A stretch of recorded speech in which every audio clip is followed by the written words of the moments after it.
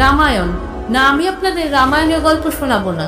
রণবীর কাপুর, সাই পল্লবী এবং যশ অভিনীত রামায়ণ সিনেমার কথা বলবো, যা 2026 সালে মুক্তি পেতে চলেছে।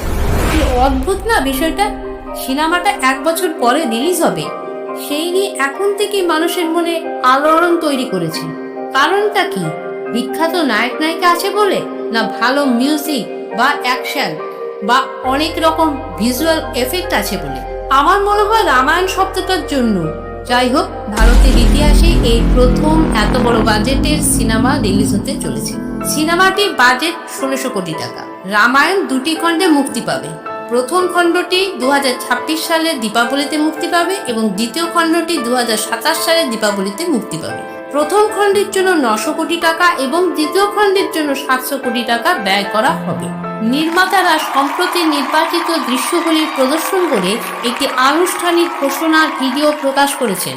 অনলাইনে সেই ভিডিও দেখে দর্শকরা মোহিত হয়ে গিয়েছে। নীতিশ তিওয়ারি পরিচালিত এই রামায়ণ চলচ্চিত্রটি শুধু ভারতবাসীর কাছেই নয়, সমগ্র বিশ্ববাসীর কাছে তুলে ধরার এক প্রচেষ্টা। এই কারণেই ভারতের উল্লেখযোগ্য প্রতিভাসম্পন্ন ব্যক্তির সঙ্গে বিদেশি প্রতিভা এবং বিশেষজ্ঞদের অংশগ্রহণে তৈরি হয়েছে এই মুভিটি। ভিজুয়াল এফেক্টস পরিচালনা করবে DNEG, হলিউডের দারুণ ট্র্যাক রেকর্ড সহ একটি কোম্পানি, যে ডুন এবং টেনেটের মতো চলচ্চিত্রগুলিতে কাজ করেছে। এছাড়াও প্ল্যানেট অফ দ্য অ্যাপস এবং ম্যাড ম্যাক্সের মতো চলচ্চিত্রে কাজের জন্য পরিচিত স্টান্ট পরিচালক টেরি নস্টারি এবং গাই নরিশ রামায়ণের অ্যাকশন দৃশ্যগুলিতে জড়িত আছে। আলাদিন এবং টুমরোল্যান্ডের মতন হলিউড চলচ্চিত্র থেকে অভিজ্ঞতা নিয়ে রবি বানসাল এবং রামসে অ্যাভেরি এই মুভিতে প্রোডাকশন ডিজাইন পরিচালনা করছেন। এই সমস্ত কিছুর ঊর্ধ্বে থাকছে ভারতের সঙ্গীত কিংবদন্তি AR রহমান এবং সহযোগিতা করছেন হলিউডের সঙ্গীত শিল্পী হ্যান্সি জিমার।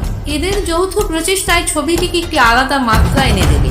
এই সব থেকে ইঙ্গিত পাওয়া যায় যে ছবিটি আন্তর্জাতিক দর্শকদের কাছে তুলে ধরার চেষ্টা চলছে। ছবিটির প্রযোজক নামিত মালহোত্রা এবং সহপ্রযোজক যশ, আর পরিচালক হচ্ছেন নীতিশ তিওয়ারি। এই ছবিটিতে যিনি রামায়ের ভূমিকায় অভিনয় করবেন তিনি হলেন রণবীর কাপুর এবং সীতার ভূমিকায় অভিনয় করছেন সাউথ অ্যাক্ট্রেস সাই পল্লবী।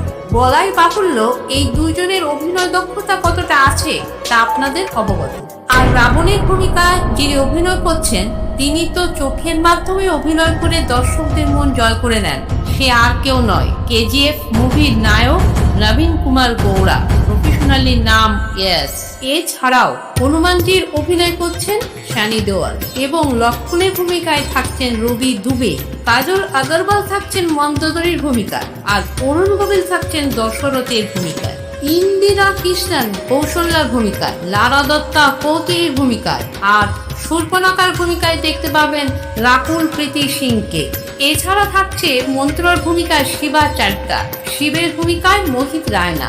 তাছাড়াও নাম করা অভিনেতা যেমন অমিতাভ বচ্চনকে দেখতে পাবেন জটায়ুর ভূমিকায়। তবে আমার মনে হয় অমিতাভ বচ্চনকে অন্য কোনো ভূমিকায় অভিনয় করতে দেখলে দর্শককুল অনেক খুশি হতেন। সে যাই হোক, অনিল কাপুরকে দেখা যাবে জনক রাজার ভূমিকায় এবং ববি দেওয়ালকে দেখা যাবে কুম্ভকর্ণের ভূমিকায়।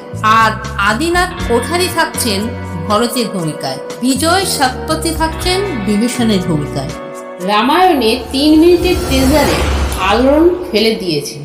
3 মিনিটে গোটা মহাকাব্যকে সামনে তুলে নিয়ে এসছে।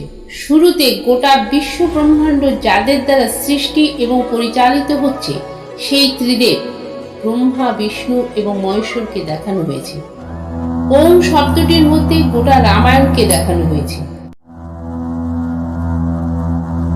নীতিশ তিওয়ারির মতন পরিচালক যেখানে আছে সেই মুভি কাঁপাবে গোটা বিশ্বকে। তার পরিচালিত দাঙ্গল, ছিচড়ির মতো মুভি 2000 কোটি টাকার ব্যবসা করেছে। এই মুভির টার্গেট 3000 কোটি টাকা। ছবিটি সম্পর্কে বলতে গিয়ে তিনি আবেগ মিশ্রিত কণ্ঠে বললেন, আমাদের কাছে গুরুত্বপূর্ণ বিষয় হলো আমাদের দেশের মহান সংস্কৃতির ঐতিহ্যকে নিয়ে আমাদের আবেগ এবং গর্ব। যদি তা আমরা জাগিয়ে তুলতে পারি এবং বিশ্বকে দেখাতে পারি, সেটাই হবে আমাদের সাফল্য। শুটিংয়ের শেষ দিনে রণবীর কাপুর কান্নায় ভেঙে পড়েন।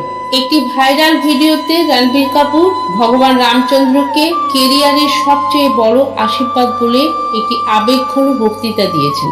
অ্যানিমাল মুভিতে রণবীর যে ধরনের চরিত্রে অভিনয় করেছে সেখান থেকে রামের চরিত্রে অভিনয় করাটা দর্শকের একাংশ মেনে নিতে পারছে না। আমি বলবো এটা অভিনয়, তার মধ্যে ক্ষমতা আছে রামের চরিত্র ফুটিয়ে তোলার। আর রাবণের চরিত্রে যশের সমতুল্য আমার মনে হয় কেউ নেই। সত্যি শুধু চোখ দিয়ে সে অভিনয় ফুটিয়ে তুলতে পারে।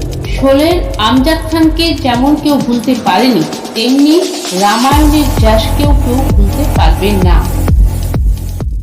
অবশেষে এটাই বলবো, যেমনটি ট্রেলারে দেখানো হয়েছে তেমনটি যেন মুভিতে দেখানো হয়। আপনাদের মতামত কমেন্টের মাধ্যমে জানাবেন।